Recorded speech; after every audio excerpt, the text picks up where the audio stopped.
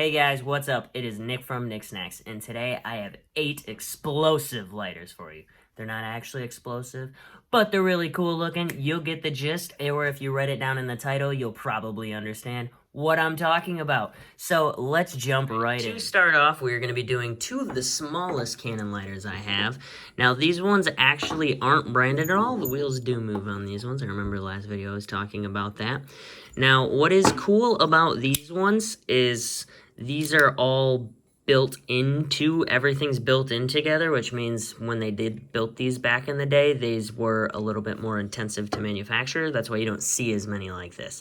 This one, you just pull the little ball back, and that's basically how you fire the cannon. And again, they are unlit because I try to keep all of my lighters unlit for the specific purposes that destroys the value. So like per surfaces, I said weird there, but all right. And then this is the other little cannon one that I have, and this one does the opposite. This one pushes in to light it, and that would be how that lighter would light. So those are the two little cannon lighters. Okay, now let's jump on to a semi-bigger one. This one right here. All right, I'm dropping stuff in the background. All right, now this one is also kind of not all in one unit, but that's how they did this one. So I'm not exactly sure how these would work back in the day, but this is that's how you would light the lighter, obviously, because this thing sticks at the top. That's how you put in your flint and fuel, and again, unlit.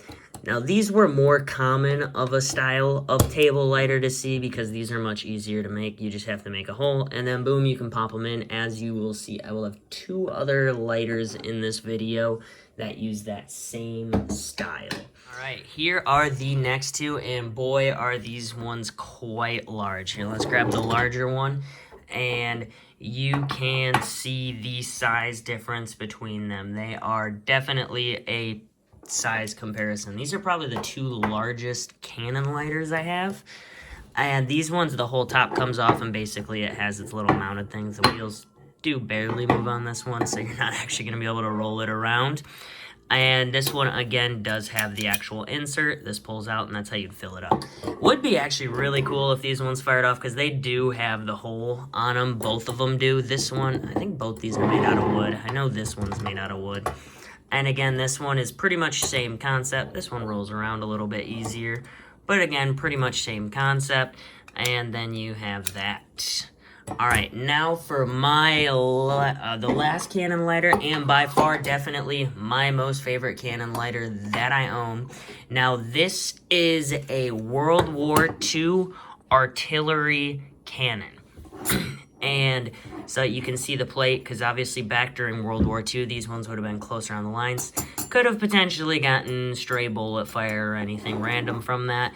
And I have a lot of World War II memorabilia lighters and World War I memorabilia lighters. Some of the lighters I own actually may have been actually used during World War I and II. I will show those at a later video. Now this one, for the part that lights, this whole thing removes, so the cannon actually doesn't have anything there. So definitely can't be firing any real cannonballs out of this, which is a bummer. So basically on this one, what you do is you press that, and then boom, it flips it open. And if you can see in there, that is corroded in there. That will have to eventually be cleaned out if you ever actually want to use this lighter. I don't ever plan on using it. And if you guys want to see in a video of that being fixed, I can definitely do that. Let me know in the comments. All right, this one is in a Canon, but I thought it suited well with the video. And this is like a little Derringer pistol lighter. This thing does not actually shoot. That is where you put your fluid. That is where you put your flint.